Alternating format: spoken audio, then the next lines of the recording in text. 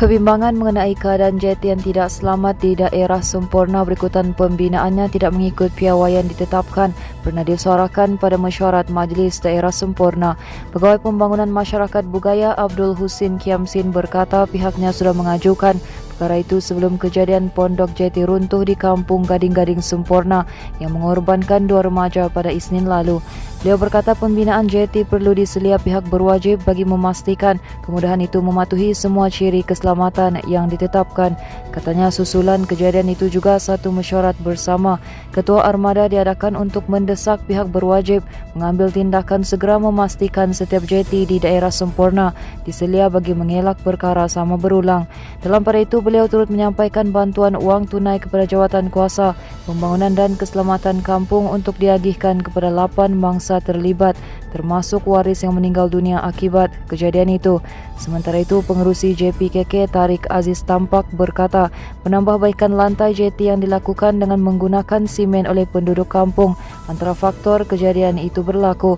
Beliau berkata jeti itu sangat penting kepada kira-kira 300 penduduk kampung Gading-Gading yang menggunakan jeti berkenaan. Pada petang Isnin lalu, sebuah pondok jeti di Kampung Gading-Gading runtuh ketika sekumpulan 8 remaja berumur 11 hingga 19 tahun berada di atas jeti berkenaan, menyebabkan 2 daripadanya maut. Sementara itu, satu kejadian gempa bumi dilaporkan berlaku di rantau Kepulauan Filipina sehingga menggegarkan wilayah Davao di negara jiran berkenaan. Perkara itu disahkan Pengarah Met Malaysia Sabah Amir Zudi Hashim ketika dihubungi bagi mendapatkan maklumat kejadian gempa bumi berukuran 5.6 skala Richter pada jam 5.41 pagi tadi. Amir Zudi berkata susulan laporan kejadian itu pihaknya sudah melakukan pemantauan khususnya di beberapa daerah di kawasan pantai timur Sabah. Bagaimanapun katanya sehingga jam 1.30 petang tadi pihaknya tidak menerima sebarang maklumat, insiden atau aduan dari penduduk sekitar. Untuk rekod kejadian gempa bumi berkenaan dilaporkan berlaku pada kedalaman 71 km, kira-kira 158 km timur wilayah Davao Oriental. Manakala berpantang maut sebelum ajal, seorang penunggang motosikal bernasib baik apabila terselamat selepas terbabas sehingga masuk ke parit dalam kejadian di Jalan Tanjung Lipat, Kota Kinabalu hari ini. Dalam kejadian jam 11.30 pagi itu, lelaki berusia 24 tahun yang menunggang motosikal seorang diri itu dilaporkan hanya mengalami kecederaan ringan. Jurucakap Pusat Gerakan Operasi Jabatan Bomba dan Penyelamat Malaysia Sabah berkata pihaknya menerima panggilan kecemasan pada jam 11.49 pagi.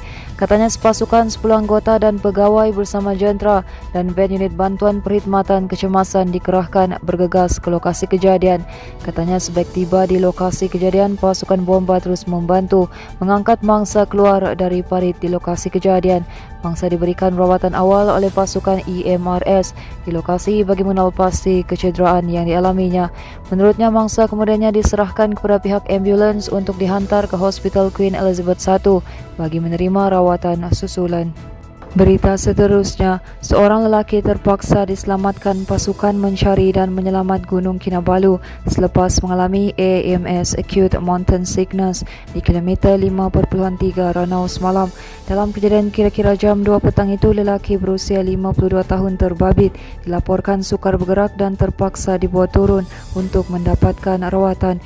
Jurucakap Pusat Gerakan Operasi Jabatan Bomba dan Penyelamat Malaysia Sabah berkata pihaknya menerima panggilan kecemasan pada jam 2.15 petang. Katanya susulan laporan itu sepasukan 11 anggota dan pegawai termasuk Mosar dan Malim Gunung serta Ranger Taman-Taman Sabah dikerah ke lokasi kejadian. Katanya sebaik tiba di lokasi mangsa ditemui, pasukan Mosar terus memberikan rawatan awal bagi memastikan mangsa dalam keadaan stabil dan selamat. Mangsa seterusnya dibawa turun ke tim pohon gate menggunakan Robinson Stretcher oleh pasukan penyelamat. Menurutnya sebaik berjaya sampai ke tim pohon gate, mangsa didapati berada dalam keadaan stabil dan tidak memerlukan bantuan pasukan van unit bantuan perkhidmatan kecemasan.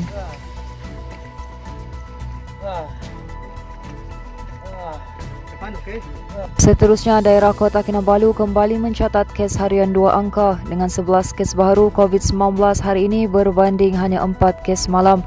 Jurucakap Perkembangan Harian COVID-19 Sabah Datuk Serima Sidimanjun berkata turut mencatat peningkatan ketara ialah Tambunan dengan 6 kes baru berbanding 0 kes malam. Secara keseluruhan masih diberkata jangkitan kes di Sabah menunjukkan peningkatan 3 kes kepada 26 kes baharu hari ini berbanding 23 kes yang direkodkan semalam. Teruskan bersama kami di asoka.com, berita komprehensif. Selamat Hari Raya Aidilfitri, maaf zahir dan batin.